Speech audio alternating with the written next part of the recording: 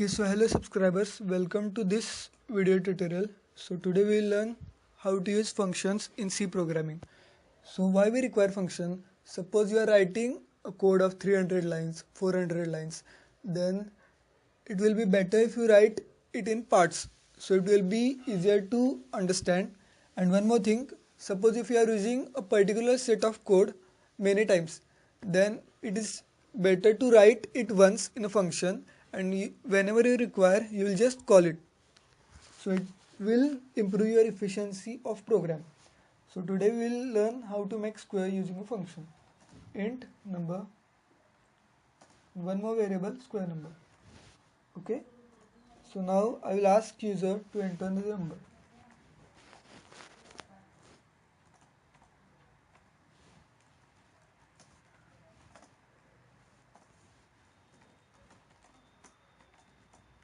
I will store the entered value in variable number, and now square number will occupy the value returned from the function square, in which I will pass the entered value number.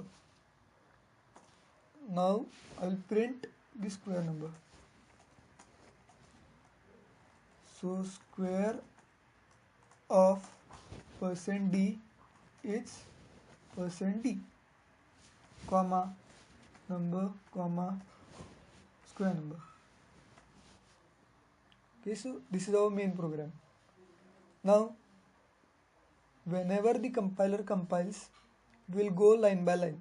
So when it comes to this line, it will show an error for square. So there is nothing predefined here, and square is not present in conio.h or stdio.h. So we need to declare here. So the returning type is integer square int semicolon. Okay. Now the function square will return a value integer which will be square of number, and which will be stored in sq number. So the returning type is returned first, that is integer, and then the function name, and inside the bracket we write the data types of passing variables and semicolon. For declaration semicolon is used, and for function definition we do not use semicolon. So after declaration I'll write the function. So int square, so whatever value passed through number, that value will be stored in integer passed number. Okay, you can use same name, but just to differentiate between number and passed number, I am using passed number as a variable. So now I require one more variable. I can perform it without extra variable, but just for simplicity I am using it. Okay, return number. So return number will be equal to pass number into pass number. Now I will return number. So scanf will enter the number from user. That number will be passed to square, so it will come to square. That number will be stored in passed number, and passed number into passed number will be stored in RET number, and RET number will be returned from square. It will be stored in SQ number. So SQ number will be the square of number, and printf will print number and SQ number. So in this way this will work. I will compile it. No error is present. Now run. Lucky number 13. So square of 13 is 169. So in this way we can use different functions. Suppose now I have to do this process again. What I will do, I will copy this. I'll write another function, void enter,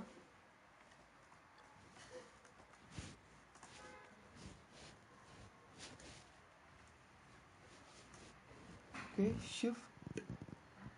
control insert, forgot,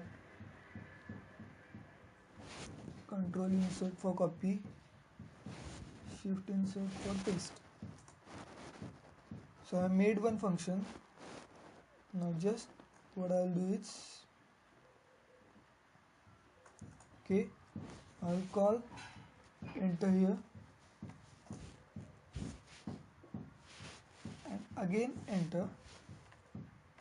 Just between two enters I'll use one, okay, get ch and one clear screen. Now I need to define enter, void enter.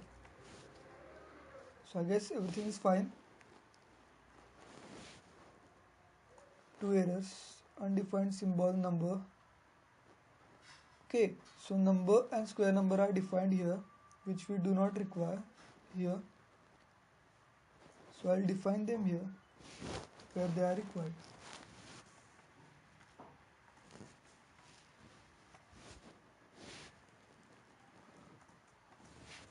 So I'll enter number 13, enter number 45.